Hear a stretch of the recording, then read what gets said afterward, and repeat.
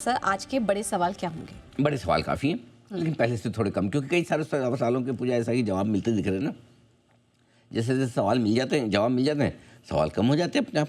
हाँ, कुछ नए नए फिर से खुल जाते हैं, जैसे कि आज फिर से गैप से खुल रहे हैं। गैप से खुलने के बाद खरीदना है कि बेचना है, क्योंकि जो गैप दिखा रहा है सीधा 26,000 पे दिखा रहा है कैश पे। 935 पे बंद हुए हैं, 65 पॉइंट बढ़ेंगे तो सीधा 26,000 खरीदे कि बेचे। 26,000 आते हैं, मन में दोनों सवाल आते हैं। कोई और दूसरा लेवल हो तो फिर भी ना आए, लेकिन 26,000 पे जरूर आते हैं। तो ऐसे में दूसरा सवाल भी है कि क्या 26,000 पार करेगा, टिकेगा, या फिर से घूम फिर के लौट आएंगे, वो वाली बात है। बैंक निफ्टी कल लाल निशान में बंद हुआ है। बड़ा सवाल ये आ रहा, कल पूछे तो बैंक निफ्टी मजबूत तो है ना, गिर तो नहीं जाएगा। एक दिन गिरा है, अब लोगों का सवाल है तो जवाब तो देना पड़ेगा। तीसरे दिन एफआईज की खरीदारी से और जोश बढ़ने की संभावना है, और साथ ही लोकल फंड्स, घरेलू फंड्स कहीं बड़ा बेचने के मूड में तो नहीं है। कभी खरीदना कभी बेचने वाला मूड माहौल इनका भी बन रहा है। जैसा वंस अपॉन अ टाइम एफआईज का होता था, वैसे अभी थोड़े से घरेलू फंड बिहेव कर रहे हैं। इनको भी समझेंगे, जानेंगे किस लेवल के ऊपर निकल कर टिकने पर आएगी बढ़िया शॉर्ट कवरिंग, चाहे वो निफ्टी हो चाहे बैंक निफ्टी हो। वो भी मैं लेवल आपको बताने वाला हूँ। बैंक निफ्टी और निफ्टी में अब 3 दिनों की तेजी के बाद निफ्टी में स्पेशली कहाँ है मजबूत सपोर्ट, वो लेवल जो आसानी से टूटेगा नहीं, भरोसा कर सकते हो आपके। हाँ, कुछ अनहोनी हो जाए, आपको हमको नहीं पता हो तो देखो हो ही सकता है, मार्केट है, कभी भी कुछ भी हो सकता है। बट नोइंगली कौन सा वो लेवल है जो आसानी से नहीं टूटेगा। आज तो बुधवार है, न वीकली एक्सपायरी निफ्टी के न सेंसेक्स की, 2 वीकली एक्सपायरी के बीच का सेशन है, मिड वीक सेशन भी है, करेक्ट। और आखिर में कौन से वो 2 शेयर हैं कैश मार्केट के जो तेज दौड़ आज भी लगा सकते हैं, आज भी लगा सकते हैं, मतलब आज लगाएंगे। और नतीजों के दम पर बाकी सारा एक्शन तो आपके लिए होगा ही रिजल्ट रिव्यू में। तो ये सारे आज के बड़े सवाल जिनके जवाब आप हमारे पास तैयार हैं। बोलिए नेहा जी, आप अब पूजा जी, आपको कौन कौन से चाहिए? बिल्कुल, तो ये है आज के बड़े सवाल। मैं आपको बताऊँ, आज न्यूज़ रूम में और पीसीआर में सब लोग है ना, मुझे पहले से बोल रहे थे, देखते कब तक अनिल सर है ना पूजा को नेहा नहीं बोलते हैं। आखिरकार मैंने कहा कि जब उनका ध्यान उसी बात में लगा रखा, मैंने बोला नहीं बोला आपको नेहा, तो मैंने कहा एक बार बोल के खत्म करते हैं। अच्छा। मैंने इंटेंशनली बोला। जी जी जी सर, नहीं वो तो कंफ्यूजन सभी को रहता है। खैर है, और भी किसी को है सर? चैनल पे काफी सारे गेस्ट हैं जिनको नेहा पूजा, कल भी ऐसा ही हो रहा था, कल तो हम साथ में शो कर रहे थे, तो कल भी हो ही रहा था। चलिए ठीक है, तो ये है आज दोनों में से किसी को अनिल ना बोले तब तक ठीक है। बताइए जी। ठीक है सर, तो ये बड़े सवाल तो हमने देखे, लेकिन आज के लिए पॉजिटिव संकेत कैसे हैं? पॉजिटिव काफ़ी आज एक्चुअली आज पॉजिटिव थोड़े से ज़्यादा दिख रहे हैं, नेगेटिव थोड़े से कम है। नेगेटिव को भी हमने थोड़ा अलग तरीके से रखा है। पहले में आपने चूंकि पॉजिटिव की बात की, तो लगातार तीसरे दिन एफआईज की खरीदारी है, और अच्छी खरीदारी, कोई ख़राब नहीं है। 70 करोड़ का कैश में खरीदा है, छोटा दिखेगा आपको, लेकिन नेट 850 करोड़ का, विच इज़ फाइन, ठीक है। ट्रेंड बनना चाहिए। सी आंकड़ा बड़ा या छोटा इंपॉर्टेंट बाद में होता है, ट्रेंड आपका इंपॉर्टेंट ज़्यादा होता है। अगर ट्रेंड खरीदारी का बन रहा है और 3 दिनों से बन रहा है, तो मुझे लगता है कि वो ज़्यादा बेहतर है आपके लिए, नंबर 1। नंबर 2, घरेलू फंड ने लगातार दूसरे दिन खरीदारी की है। कल घरेलू फंड ने कैश में 4 करोड़ की खरीदारी की थी, लेकिन आज 1174 करोड़ की अच्छी खरीदारी है, नंबर 2। नंबर 3, लगातार दूसरे दिन डाउ मजबूत रहा है, नेस्डेक थोड़ा सा घटा, कोई फर्क नहीं पड़ता। बाय द वे बता दूं आपको, डाउ में जो कल क्लोजिंग मिली है पूजा, वो लाइफ हाई क्लोजिंग है कल फिर से, और 50,000 के ऊपर निकल कर टिक ही गया है डाउ, अब नीचे आ नहीं रहा, और लाइफ हाई पर बिल्कुल बना हुआ है। बहुत बढ़िया, वेल डन डाउ। अब आइए चौथी चीज़, लगातार तीसरे दिन निफ्टी हरे निशान में बंद हो रहा है, अच्छी क्लोजिंग देता हुआ दिख रहा है। क्या बुरा है इसमें, बढ़िया ये। 5वां, दिग्गज कंपनियों के मजबूत नतीजों से सेंटीमेंट बेहतर हो रहा है। अब आप देखिए, पिछले 5-7 दिनों में मैं आपको पूछूंगा कौन सा एक्सीडेंट था, बड़े में एक भी नहीं मिलेगा आपको।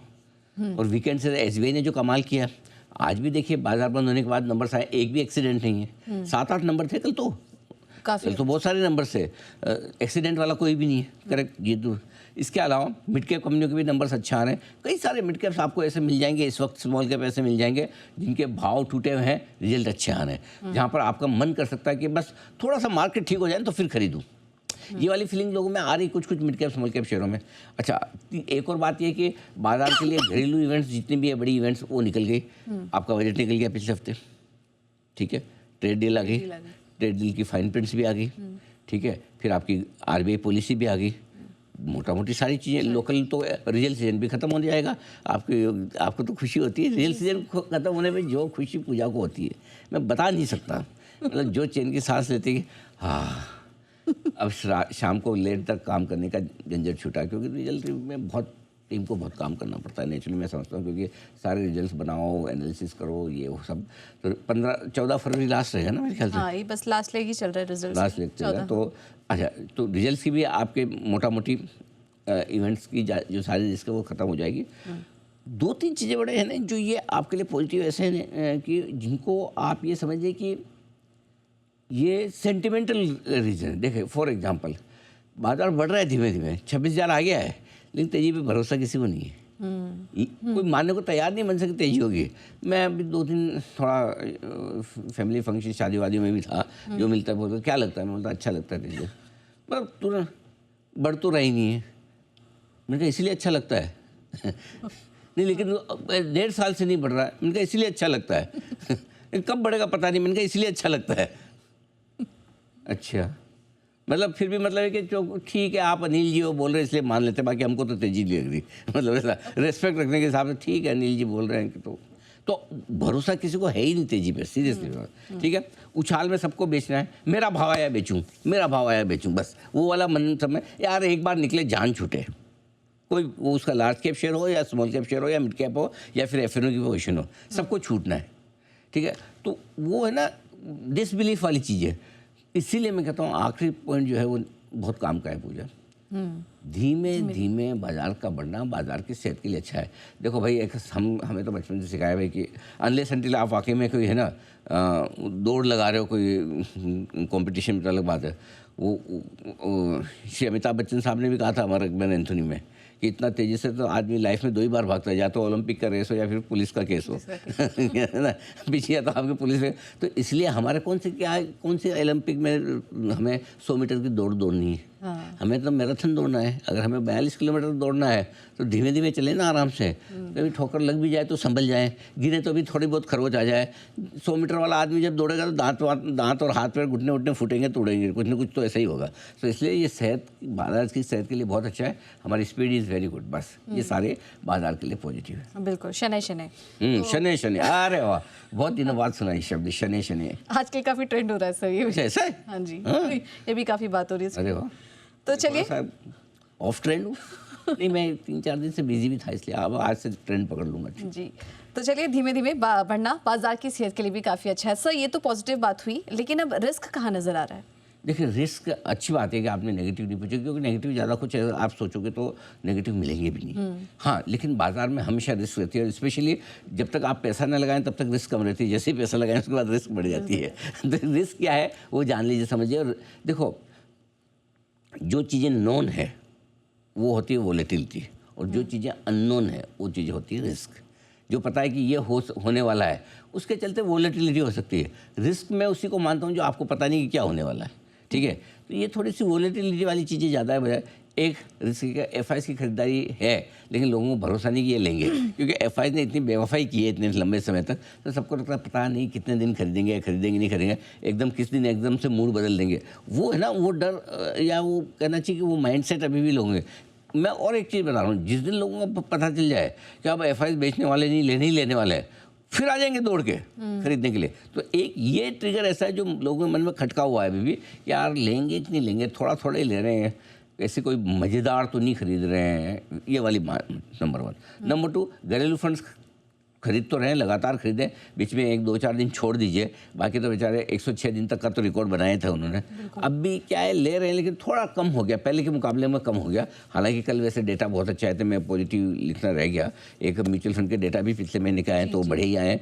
सोने चांदी में बहुत सारा पैसा आया, भर के आया। अब यही तो प्रॉब्लम है मार्केट की, सबको सोना चांदी अभी लेना है। पिछले महीने में, पिछले 2 साल में किसी को नहीं लेना था। सेम चीज़ आज बता रहा हूँ, आज किसी को शेयर नहीं लेना है।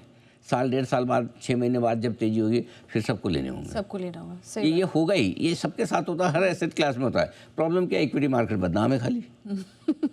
सोना चांदी भले गिर जाए, आपने 4 लाख में सोना चांदी ली और 4 लाख की 2.5 लाख हो जाए तो कोई बात है, और कोई नहीं पड़ी अपने तो, है ना। आप पड़ी अपने 10 साल, कौन सी अपने बेचनी, ये मैंने सोना 1.90 मिले, हाँ ठीक है ना, क्या फ़र्क पड़ता है, वापस आ जाएगा।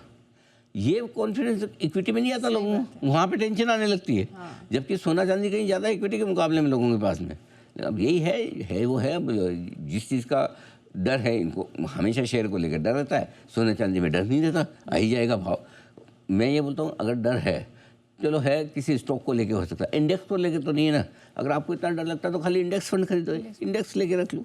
इंडेक्स तो वापस आता ही है ना, जैसे सोना चांदी वापस ऊपर आता है, इंडेक्स भी तो आता है, कब नहीं आया। करेक्ट। एनीवे, तो चलिए ये हो गया। तीसरा, यूएस ईरान का टेंशन अभी तक पूरी तरह से खत्म नहीं हुआ। पता नहीं, हम सोचेंगे हम भूल जाएं, जिस दिन हम भूल जाएं कब खत्म है, अचानक रात को पता नहीं ट्रम्प साहब कुछ कर डाले, बहुत 2-3 दिन से खामोश है ना। क्या हुआ, छुट्टी उट्टी पे नहीं गए? अब ट्रेड डील हो गया है ना, सब बैठे हुए ट्रेड डील शांति उनके से। लिए, हमारी ट्रेड डील तो हमारे लिए बड़ी है, उनके लिए दुनिया में कौन सा किधर शांति ज़्यादा, उधर ही जाके कोई बम फोड़ आते हों, उनको उसी के बारे में स्टेटमेंट दे देते हैं। 2-3 दिन से ट्रम्प साहब बोले नहीं, सब ठीक है ना तभी तो जरा कुछ मसाला वसाला दो बात करने के लिए। और आखिर में एक और ये कि मिड मार्च में ट्रेड डील आने की संभावना, वैसे तो ब्रॉड एग्रीमेंट वगैरह डिटेल्स आ गई, जैसे कल भी बात हो रही थी, कुछ कुछ नई डिटेल्स आ रही हैं, राइट। तो ट्रेड डील मार्च में लागू होने तक कोई नई चीज़ ना डाल दे, गूगली ना डाल दे। अभी ट्रम्प बोल रहे कि हमने रशिया से तेल खरीदना बंद किया, रशिया बोल रहा है कि नहीं आप तो डरा रहे धमका रहे हो, हम तो तेल बेच रहे हैं, हम कुछ नहीं बोल रहे, चुप है। ठीक है, अब ये क्या है, जब तक हो ना जाए ना तब तक वो मेरे को है ना लगता है कि एक अननोन रिस्क ज़रूर है। ये सारी चीज़ें आप